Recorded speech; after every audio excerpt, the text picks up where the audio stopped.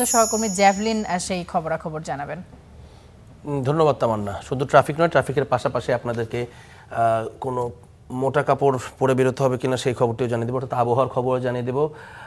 প্রথমে ট্রাফিকে যদি যাই, আমরা দেখছি যে ঢাকার মূল যে সড়কগুলো সেগুলো কিন্তু মোটামুটিভাবে এখন পর্যন্ত সবুজ রয়েছে। কোনো ধরনের বড় জটলা কোনো রাস্তাতেই আমরা দেখতে পাচ্ছি না। প্রগতি সরণি যেটি অর্থাৎ ডিআইটি রোড, সেটি বাড্ডা হয়ে একেবারে রামপুরা পর্যন্ত, মালিবাগ পর্যন্ত পুরোটি জায়গাতেই, শুধু মাঝখানে একটি জায়গায় আবুল হোটেলের আশপাশে কোনো একটা জায়গায় এখানে আমরা দেখতে পাচ্ছি কিছুটা জটলা আছে, চাপ আছে। আর এছাড়া হাতির ঝিল থেকে বেরোনোর পরে ইস্ট ওয়েস্ট ইউনিভার্সিটির সামনে অর্থাৎ রামপুরা ব্রিজের উপরে সামান্য চাপ রয়েছে। এর বাইরে মোটামুটি এই রাস্তাতে আর কোনো আমরা জটলা দেখতে পাচ্ছি না। গুলশান ১ নম্বর চত্বরে আমরা কিছুটা চাপ দেখছি, তবে সেটি শুধুমাত্র ইন্টারসেকশনের জায়গাতে। একইভাবে গুলশান ২ ইন্টারসেকশনে কিছুটা সময় অপেক্ষা করতে হবে, তবে রাস্তায় খুব বেশি দাঁড়াতে হবে না। ট্রাফিক সিগন্যালটিতে কিছুক্ষণ দাঁড়াতে হতে পারে। এছাড়া আমরা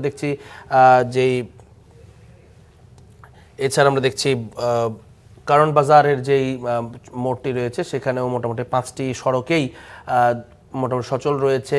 কারণ বাজারের মুখে কিছুটা জটলা রয়েছে, সেটি রমজানের দিন। সেখানে বাজারে সকাল দিকে কিন্তু কিছু কেনাকাটার জন্য মানুষ সেখানে ভিড় করেন এবং প্রতিদিন সকালে এই সময়টিতে এখানে কিছুটা জটলা থাকে। খুব সামান্য সময় সেখানে অপেক্ষা করতে হতে পারে, তবে সিগন্যালের জন্য খুব বেশি অপেক্ষা করতে হবে না। একই অর্থ পান্থপথ পর্যন্ত আমরা দেখছি, পান্থপথ একেবারে ধানমন্ডি 32 পর্যন্ত সচল রয়েছে, সবুজ রং আমরা দেখছি রাস্তায়। এর বাদ বাকি মোটামুটি আমরা দেখছি যে মিরপুরের যে রাস্তাটি রয়েছে, মিরপুরের রাস্তাও পুরোপুরিভাবেই সেখানে সচল। কোনো জায়গায় জটলার কোনো চিহ্ন এখন পর্যন্ত দেখা যাচ্ছে না। শ্যামলী পার হয়ে সেটি গাবতলী বা কল্যাণপুরের কাছে গিয়ে কিছুটা জ্যাম দেখতে হতে পারে, তবে সেটি খুব বেশি সময় সেখানে অপেক্ষা করতে হবে না।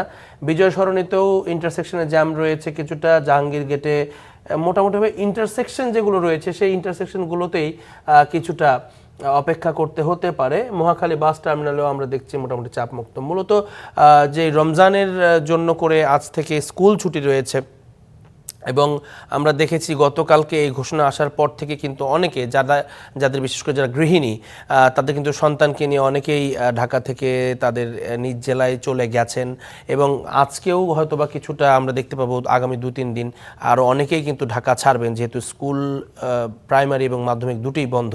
সেই জায়গা থেকে ঢাকার যেই যানজট সেটি কিন্তু রমজানে একটা স্বস্তির বার্তা হয়ে আসবে। যানজটটি খুব বেশি পোহাতে হবে না মানুষকে, এবং তারই ব্যতিক্রম আমরা দেখছি না। আজকে মোটামুটিভাবে এখন পর্যন্ত সবগুলো যে প্রধান সড়কগুলো রয়েছে সবগুলোই এখন সচল রয়েছে এবং কোনো জায়গায় কোনো বড় জটলা আমরা দেখতে পাচ্ছি না।